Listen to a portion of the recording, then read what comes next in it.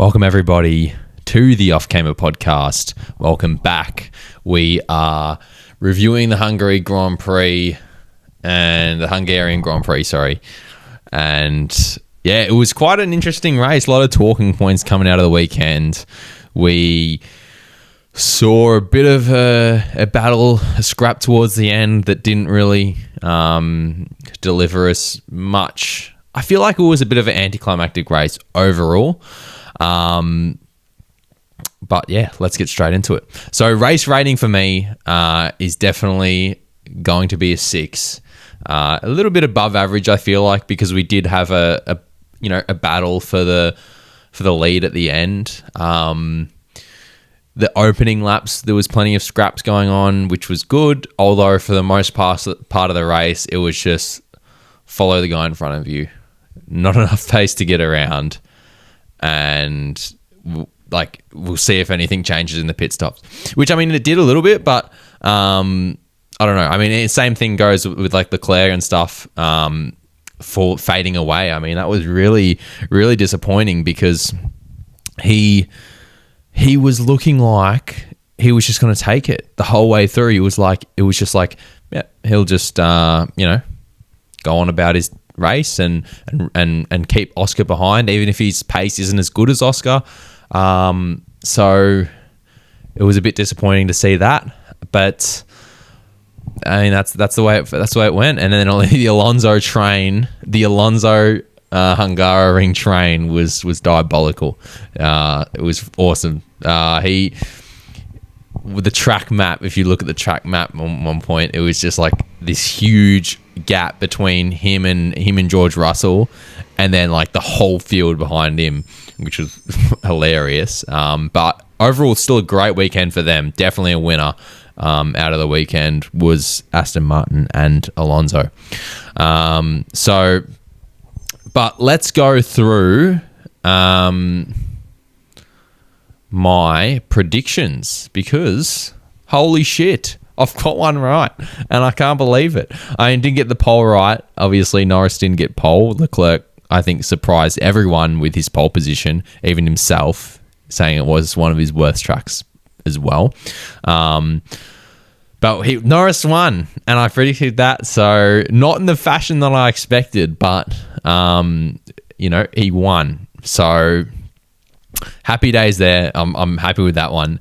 Sonoda for class drive. Red Bull was terrible. To be fair though, like I wouldn't say it was a run wide drive, but he wasn't amazing. He sort of kept like not too far off Verstappen, closer than what he'd been in previous races, but the Red Bull was just so bad you just could not call that a class drive at all. Because he was down the order in the race. And then run wide, I had the Williams Sainz, and he didn't do well. He did decent he had a decent qualifying. Where did he qualify? He didn't make Q3. Why did I think he made Q3? But he didn't make Q3, but I was thinking that because he was better than Albon, who had an absolute stinker of a qualifying. So I'll take the run wide. And who would I take? So I'll take that run wide. I'll keep that there.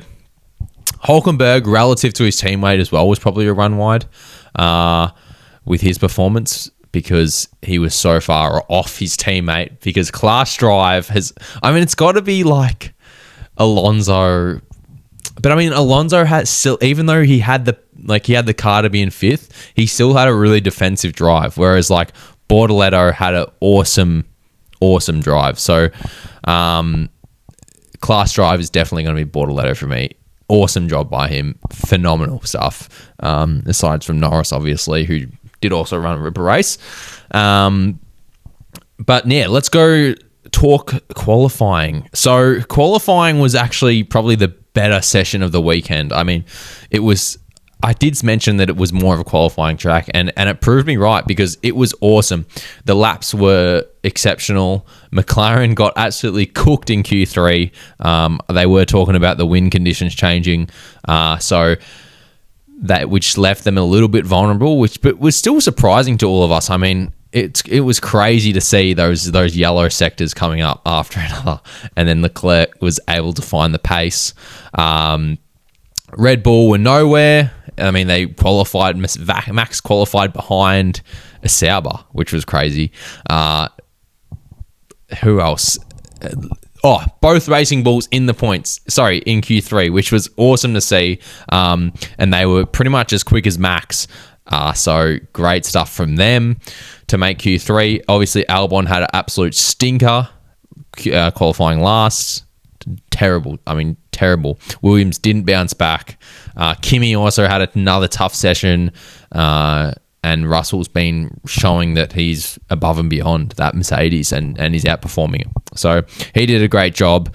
The conditions were a bit... the teams were a bit worried about the weather, but no weather ended up coming. So they went out early, got their laps in. But yeah, I mean, McLaren just looked the dominant car up until Q3. Like, they looked like they were just going to walk everyone over. Like, just a clean sweep. 1, 2, 3... qualifying sessions, they were just going to dominate. But that last one, man, they just got caught out. So unbelievable scenes.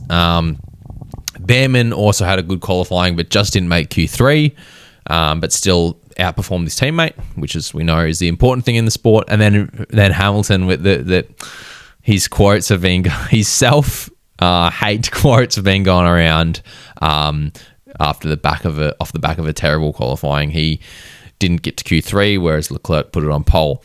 And what I think of those quotes are, that's like fresh, raw stuff out of the car, right? You're raw, you're emotional. And I saw a video of the race talking about how they talked to the drivers a lot earlier this year. So, I mean, that doesn't really surprise me. That's just someone who's pissed off. They're getting out of their car. They're like, fuck this. And then, saying some stuff. So I wouldn't, not reading into much of those Hamilton comments at the end of that qualifying session. But yeah, the top 6 was really close. Very, very close for the top 6 in that qualifying session. But let's move on to the race. The strategy, the one-stop strategy is back in business as it has been. I mean, it's just crazy how that, this ground effect era has been, as the cars have come up and got harder and harder to overtake, the one-stop strategy just proves to be the one, right? That, before the race, they're talking about how it's going to be 18 seconds slower. But, if they're on the road by themselves and that's not taken into account, you got to actually be 0.8 faster than the car in front to pull off an overtake across other factors where it's like Piastri's got to overtake Leclerc first and Norris, and on a track where you can't overtake, you don't necessarily need that 18 seconds to hold off the person behind you who's faster. So the one-stop strategy just wins. I mean, and I'm not sure why more front-running teams don't try this, because McLaren should have known. I mean, look, it's easy to speculate from the sidelines. I'm not saying that that's what they should have done, but Piastri being 3 seconds behind Leclerc at Hungary, you're not going to get an undercut on one lap, right? If you box one lap earlier, you're not going to get that undercut. And we clearly saw that. So why wouldn't you just hold on? These top 4 runners have such a gap over the midfield. They can afford to be 18 seconds slower, because they're not. Because the midfield's caught up in battles amongst each other and they're running even slower, even if they're on the faster strategy. So it's sort of I feel like more front-running teams could get away with trying that one-stop strategy. And you just hold out each lap, just hold out. And then it's like Alonso did. You've done 34 laps on the mediums and, you're home to the end on the hards. So I don't know. It costs them. But then again, no one predicted that one stop would be fast. No one did. Everyone was like, I was like, two stop. And then Norris was forced into a tough position at the start of the race. He dropped some spots. And he was going to lose if he didn't do something different. And I think that's awesome that was the case, that he did do something different, because it creates excitement. So great effort by Norris. Unlucky from Piastri, because he still had a great drive and he did everything that he could have. He did everything that he should have in the team's eyes, and it just played out unfortunate for him. So I guess, I don't know. Are we going to see more of these one-stop strategies. I mean, like Leclerc in Monza, another one.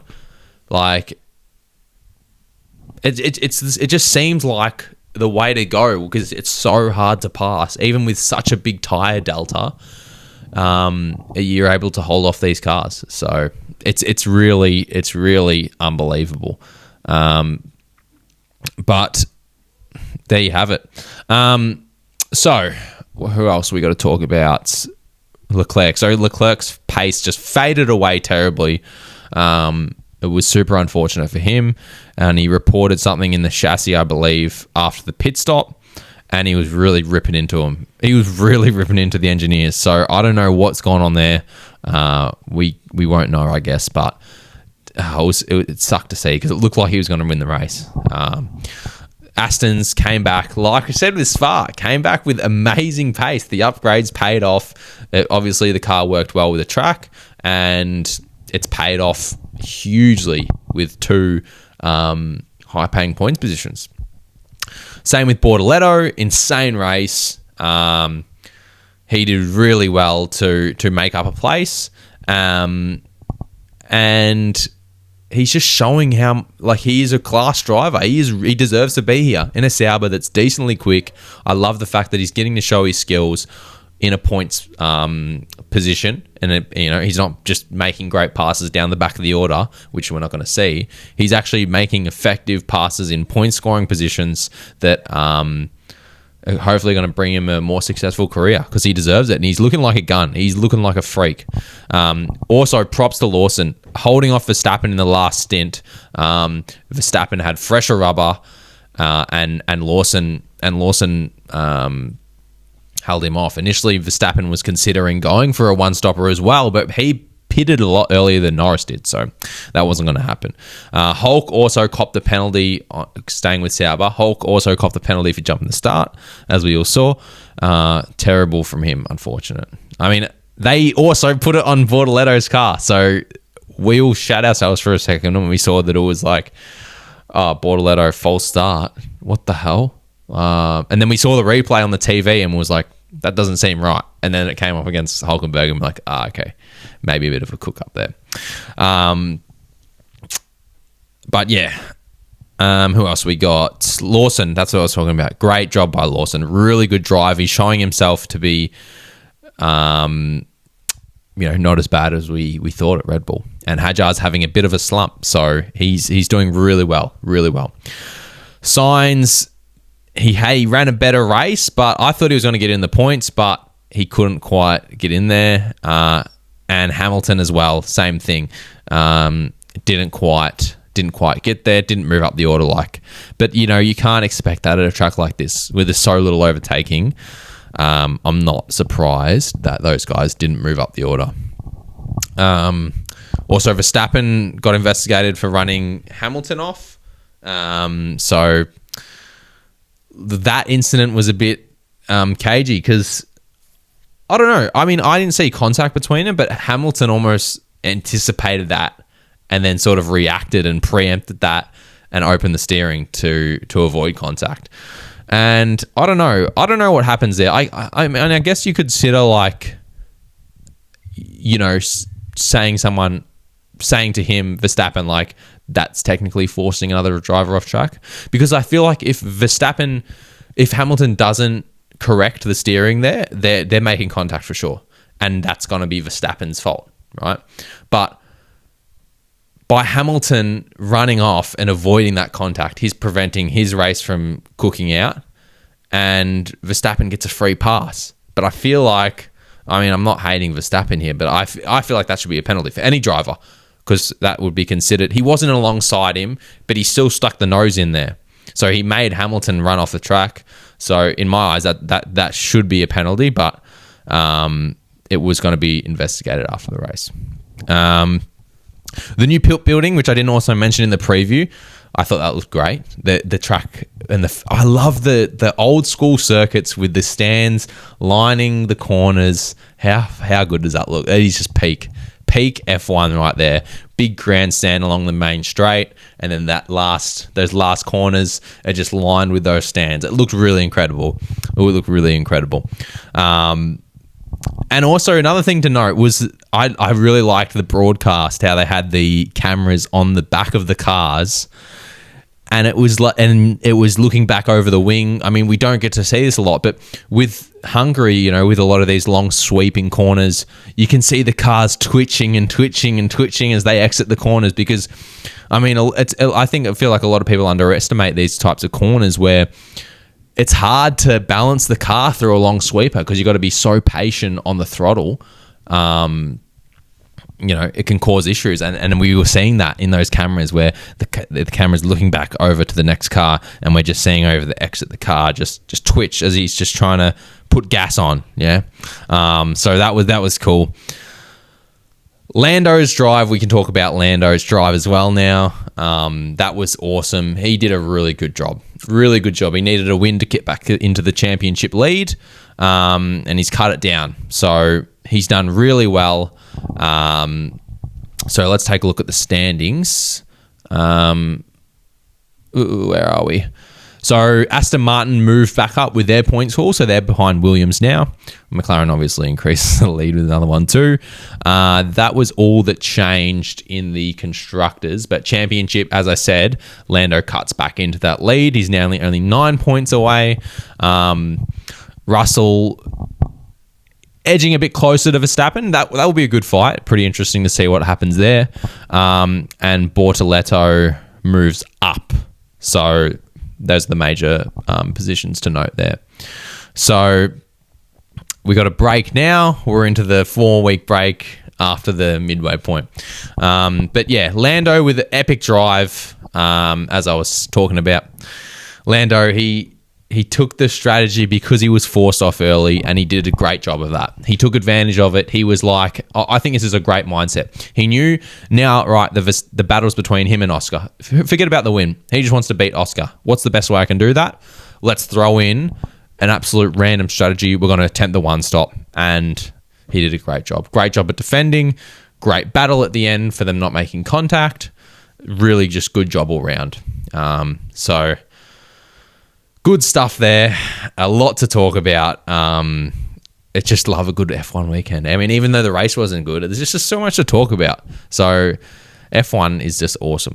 The wheel guns were going off during the podium celebrations during the British national anthem, which I thought was hilarious.